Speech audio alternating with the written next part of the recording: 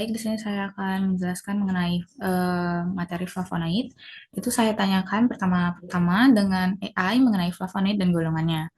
Lalu diberikan informasi bahwa flavonoid adalah senyawa metabolit sekunder alami yang banyak terdapat pada tumbuhan dan termasuk dalam kelompok polifenol.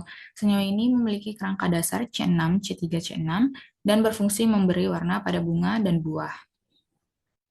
Lalu berdasarkan struktur kimianya. Flavonoid dibagi menjadi beberapa golongan utama. Itu yang pertama ada flavon, yang kedua ada flavonol, ketiga flavanon, keempat flavanol atau flavanol atau katekin, lalu nomor 5 ada isoflavon, dan 6 antosianidin atau antosianin. Lalu saya dapatkan jawaban eh, dari Jurnal Biomed Research International yang telah terakreditasi Q2 dan dari Jurnal Plants yang sudah terakreditasi Q1. Lalu pada Biomed Research International ini saya ambil dari judul artikel Flavonoids are bioactive compound from medicinal plants and its therapeutic application. Ini merupakan file yang sudah saya terjemahkan. Itu dijelaskan bahwa flavonoid adalah senyawa alami yang terdapat pada bagian tanaman yang baru tumbuh. Flavonoid merupakan pigmen yang melimpah bersama dengan klorofil dan karotenoid yang terdapat di hampir semua tanaman. Flavonoid dikenal memberikan aroma dan rasa pada buah, bunga, dan biji. Lalu ada pun struktur dasar dari flavonoid ini itu disebut juga dengan struktur C6, C3, dan C6. Itu di bagian A ini adalah cincin benzen, dan di bagian B juga cincin benzen, lalu di bagian C ini merupakan cincin piran tertutup. Lalu selanjutnya, mengenai golongan dari flavonoid itu saya ambil dari jurnal Plants dengan akreditasi Q1 dengan judul artikel itu Flavonoids, Overview of Biosynthesis, Biological Activity, and Current Extraction Techniques. Lalu dari file yang sudah saya terjemahkan ini, ada pun klasifikasinya itu, yang pertama itu ada flavanon, dengan beberapa contoh senyawa adalah naringenin atau aglikon, naringin glikosida, hesperitin atau aglikon, dan hesperidin glikosida, dan eriodiktil. Itu berikut adalah strukturnya dari naringenin, hesperidin, eriodiktil, dan naringin, dan hesperidin. Lalu yang kedua itu ada flavon. Flavon yang paling tersebar luas itu adalah apigenin, luteolin, krisin, akasetin, baisalin, wogonin, dan diosmetin. Berikut adalah struktur dari ketujuh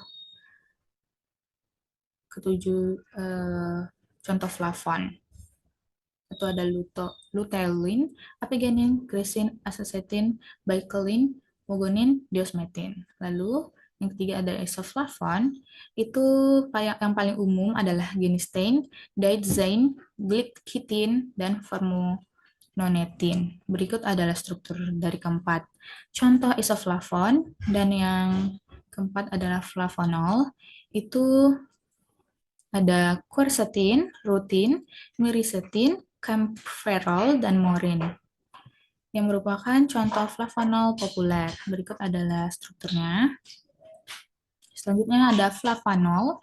Itu yang paling umum adalah katekin, epigalokatekin, dan afzelisin. Dan yang terakhir ada antosianin. Itu yang paling umum adalah cyanidin, delfinidin, pelargonidin, petunidin, dan malvidin. Berikut adalah kelima strukturnya. Lalu lanjut, saya tanyakan kembali pada AI tentang jalur utama biosintesis dari flavonoid ini. Jadi, saya dapatkan informasi bahwa jalur utama biosintesis flavonoid ini adalah jalur fenilpropanoid. Lalu saya dapatkan kembali dari jurnal Plants dengan yang sama dengan akreditasi Q1 dengan judul Flavonoids Overview of Biosynthesis Biological Activity and Current Extraction Technique. Di sini dijelaskan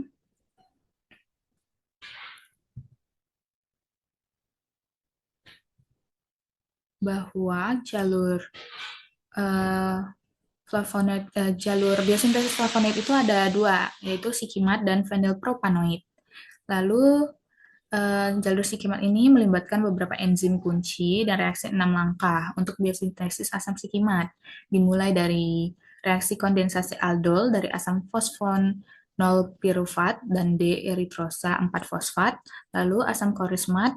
Produk akhir jalur sikimat ini diubah menjadi asam amino fenilalanin melalui aksi enzim prevanat aminotransferase dan arogenat dehidratase.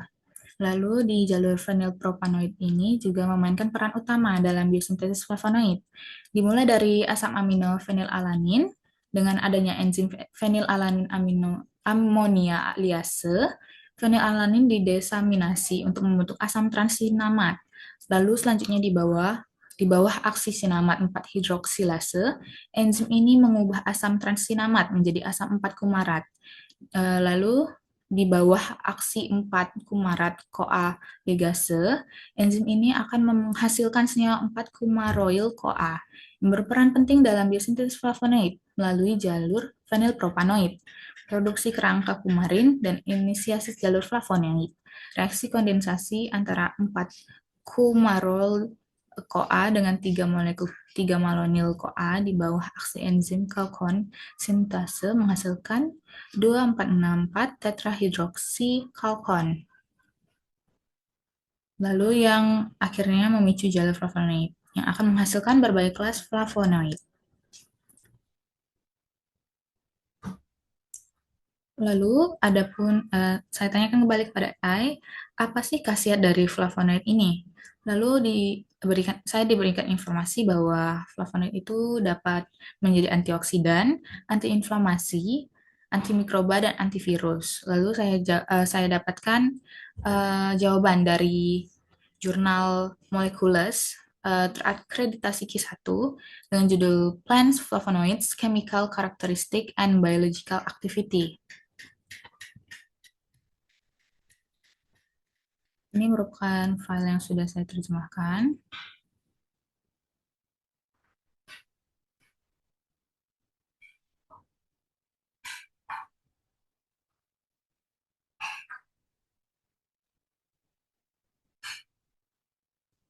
Nah, di sini adalah aktivitas biologisnya. Flavonoid itu memiliki beberapa sifat, tetapi sifat yang berkaitan dengan kemampuan untuk menangkal radikal bebas dan bertindak sebagai antioksidan tidak diragukan lagi. Merupakan yang paling relevan pada flavonoid ini. Lalu, selain sifat antioksidannya, banyak tindakan flavonoid lainnya yang dijelaskan, seperti antiinflamasi, anti kanker, kardioprotektif, antimikroba, dan antivirus. Berikut ini merupakan aktivitas biologis dari golongan-golongan flavonoid tadi. Di sini ada flavonols, flavanols, dan isoflavon, anthocyanin. Sekian dari saya, terima kasih.